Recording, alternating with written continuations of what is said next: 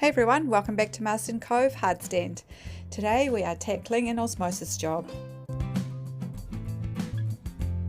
After a whole lot of grinding and prep work, we can mix up the resin.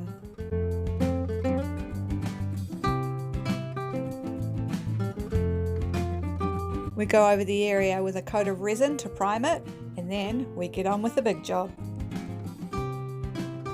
The boys have pre-cut the chop strand. And here's a very sped up look at the boys doing the keel area.